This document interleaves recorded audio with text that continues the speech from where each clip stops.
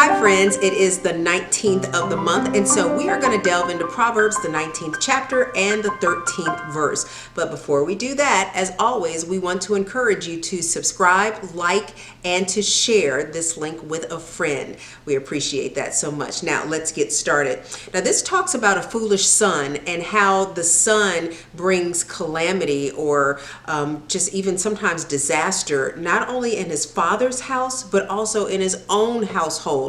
Let's talk about it real quick. It says the foolish son is a calamity of his father. So let's go back. We've talked about this before. What does foolish mean? It means lack of wisdom. It means that someone has shallow reasoning. They don't make very good decisions.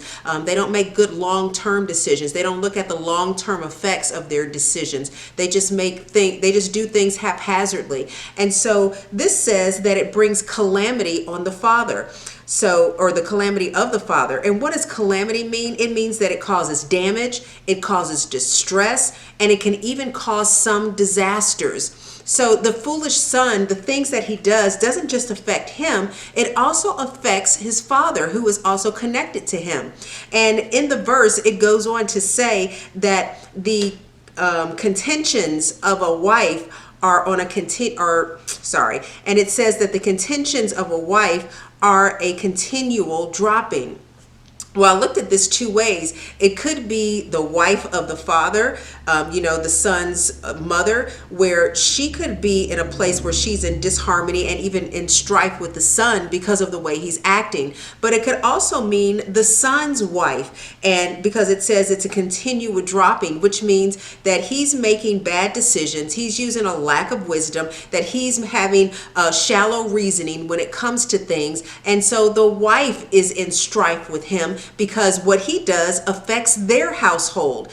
So just take that in mind when you are doing things, when you make decisions, that it doesn't just affect you, even though sometimes people think that's the case. Like, I'm not bothering anybody else. What I'm doing doesn't matter.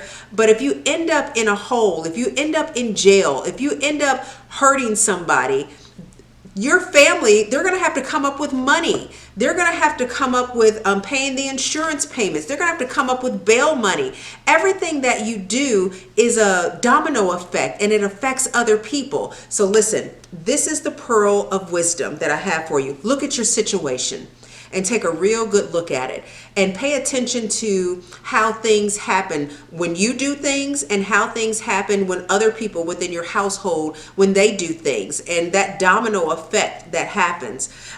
If there is an issue, you got to have a talk with them. You got to come straight with them. You got to sit down and go eyeball to eyeball with them, and you've got to bring it to their attention. They may not even be aware. They may be so focused on the things that they're doing and the things that they want to do that they're not looking at what is happening to the people around them. So bring it to their attention. Remember, in a still small voice. You have to go back and look at one of the other tapings that we did, and you'll understand what that means. But make sure you do that. But if there are things that are causing turmoil in the house, disharmony, that is causing distress, those things need to be addressed, and it needs to be addressed in an adult, mature, tempered conversation, so that people aren't easily offended or put on the defensive. Listen, once you do that, then it is time, and even before that, but in all of that, take the time to seek God, to ask him for his wisdom, to ask him to give you insight, to ask him to show you how to deal with situations, because they need to be dealt with.